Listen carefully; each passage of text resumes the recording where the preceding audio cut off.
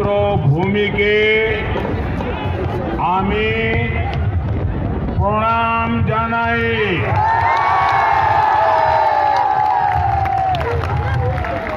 मैं पवित्र गंगा सागर को प्रणाम करता हूं। इस पवित्र तीर्थ में आप सभी का, माताओं बहनों का ये अनंत आशीर्वाद मैं देख रहा हूं। ये बताता है कि बीजेपी की विजय कितनी प्रचंड होने जा रही है।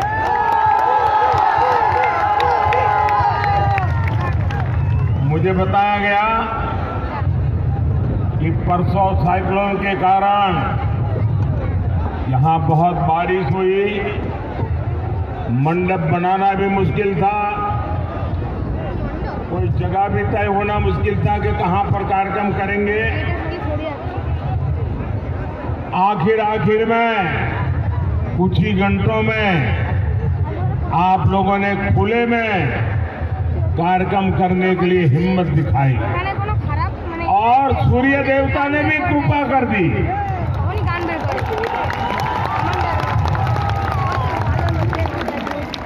इतने कम घंटों में इतनी बड़ी रैली की योजना बनाना, मैं आप सबको हृदय से धन्यवाद देता हूं। ये तब संभव होता है जब जनता जनार्दन खुद चुनाव की बागडोर संभाले हुए हो। जनता जनार्दन खुद चुनाव का नेतृत्व करती हो, तब ऐसा दृश्य बनता है। मैं आज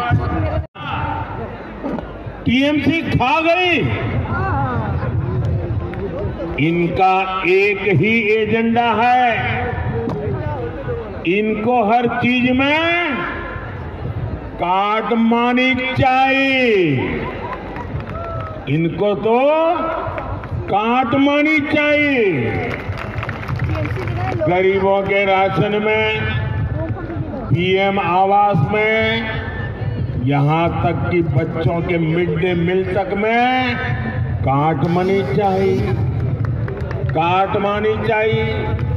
साथियों, टीएमसी बंगाल के लोगों से इतनी चिड़ी हुई है, टीएमसी बंगाल की पहचान को खत्म करने में लगी है। ये बंगाल के मठों को, साधु संतों तक को नहीं छोड़ रही। टीएमसी, इस्कॉन, रामकृष्ण मठ और भारत सेवाश्रम संघ जैसी संस्थाओं को गाली दे रही है। इसके गुंडे मठ पर हमला कर रहे हैं। राम मंदिर 500 साल बाद अयोध्या में प्रभु राम का मंदिर बना।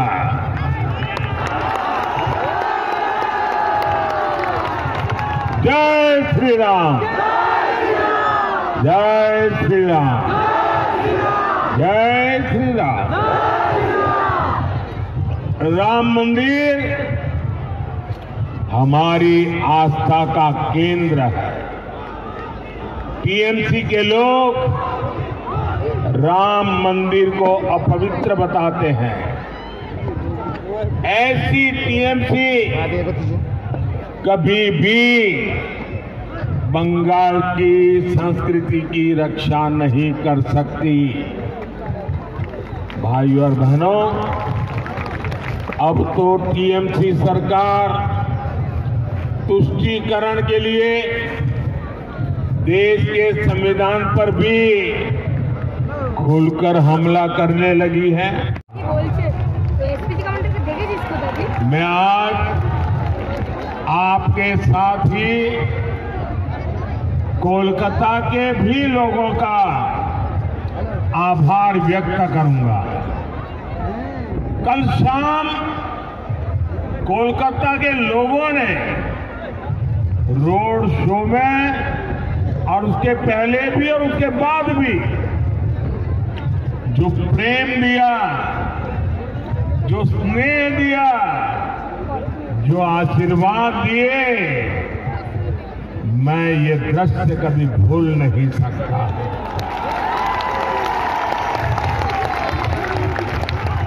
मैं कोलकाता वासियों का भी इतना लगाव, इतना उत्साह, उमंग, इतने भरपूर आशीर्वाद जी भर के आज मैं उनका धन्यवाद करता हूं। साथियों, आपका ये स्नेह ये साफ साफ संदेश दे रहा है। फिर एक बार, फिर एक बार, फिर एक बार, फिर एक बार, आभार एक बार, आभार एक बार, आभार एक बार। साथियों, 24 के इस चुनाव में बंगाल में ये मेरी आखिरी सभा है। इसके बाद मैं उड़ीसा चला जाऊंगा। कल आखिरी दिन मैं पंजाब में बिताऊंगा। एक प्रकार से कल शाम को प्रचार पूरा हो जाएगा और उस अर्थ में बंगाल की ये मेरी 2024 के चुनाव की आखिरी सभा में इस पवित्र मिट्टी के दर्शन करने का मौका मिला है। आपके उत्साह और उमंग को अनुभव करने का मौका मिला है। 2024 का ये लोकसभा चुनाव कई मायनों में अलग है, अद्भुत है। ये चुनाव आगे बढ़कर के देश के राजनीतिक दल नहीं, देश के राजनेता नहीं, ये चुनाव कश्मीर से कन्याकुमारी, अटक से कटक देश की जनता ने उसकी बागडोर संभाली हुई। इस चुनाव का नेतृत्व देश की जनता कर रही है, क्योंकि उसी जनता ने 10 साल की विकास यात्रा भी देखी है और 60 वर्षों की दुर्गति भी देखी है।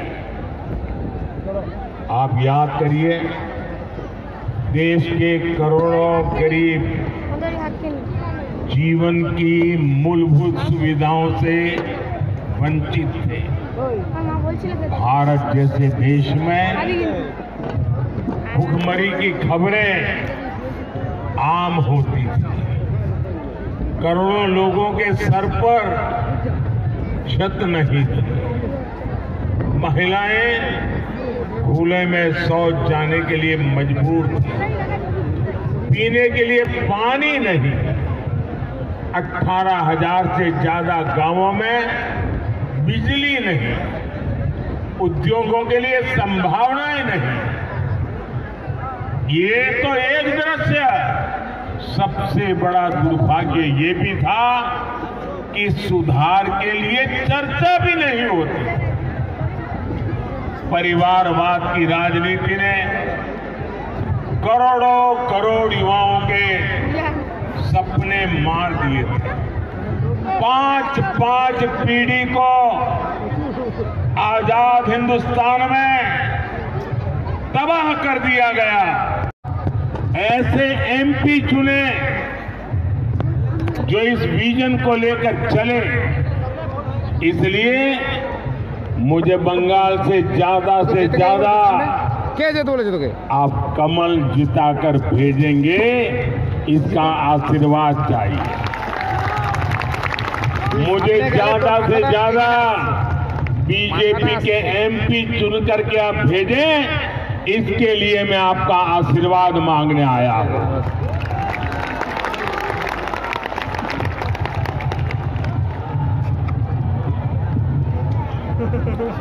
मैं आपको भरोसा देता हूं, मैं आपको गारंटी देता हूं, मैं विकसित बंगाल बनाने के लिए पूरी ताकत लगा दूंगा। साथियों, टीएमसी और इंडी जमात वाले बंगाल को विपरीत दिशा में लेकर जा रहे हैं। बीजेपी पर बंगाल के लोगों का प्यार टीएमसी को बर्दाश्त नहीं हो रहा है, इसलिए टीएमसी पूरी तरह बौखलाई हुई है।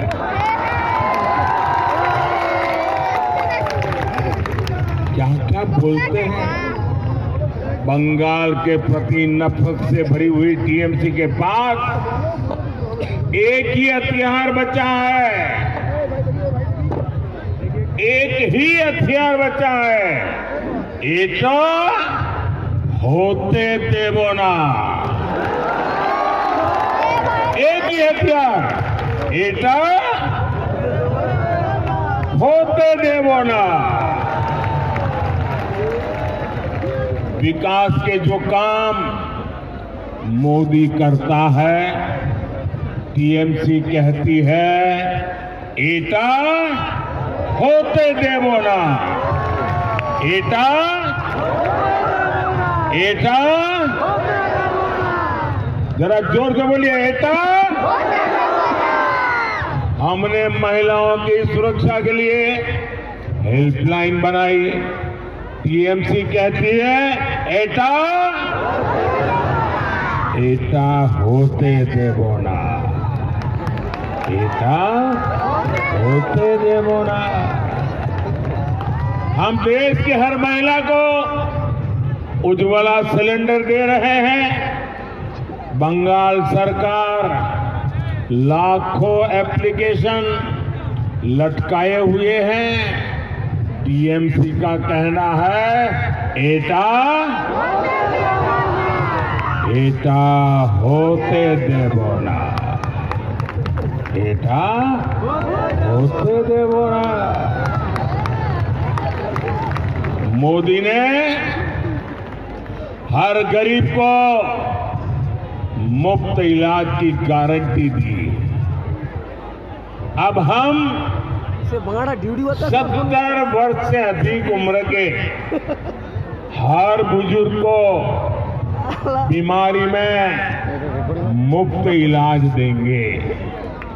लेकिन टीएमसी बंगाल में आयुष्मान योजना नहीं लागू होने दे रही है। टीएमसी कह रही है एटा एटा एटा होते देवो ना। साथियों, टीएमसी की जीत का बहुत बड़ा नुकसान इस क्षेत्र के लाखों फिशरमैन को हो रहा है। केंद्र सरकार मछुआरे भाई बहनों के लिए इतनी सारी योजनाएं चला रही है। हमने मत्स्य पालकों को, फिशरमैन को किसान क्रेडिट कार्ड की सुविधा दी। यहां रायबीगी में हमने फिश कल्चर सेंटर दिया। हमने पीएम मत्स्य संपदा योजना शुरू की। इसके लिए 20,000 करोड़ रुपए से ज्यादा का फंड दिया। लेकिन टीएमसी सरकार का यहां भी वही रवैया, एटा एटा एटा होते देवो ना।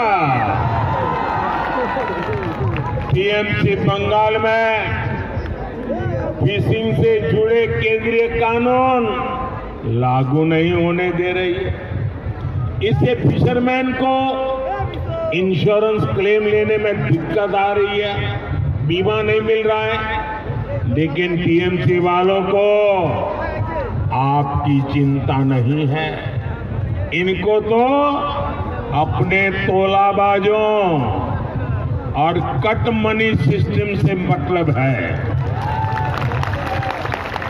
ऐसी टीएमसी को जरा मुझे पूरी ताकत से बता दीजिए, देश पूरा आपको देख रहा है, क्या ऐसी टीएमसी को आप सजा देंगे? आप टीएमसी को सजा देंगे? कड़े से कड़ी सजा देंगे? हर पोलिंग बूथ में उनका सफाया कर देंगे? साथियों,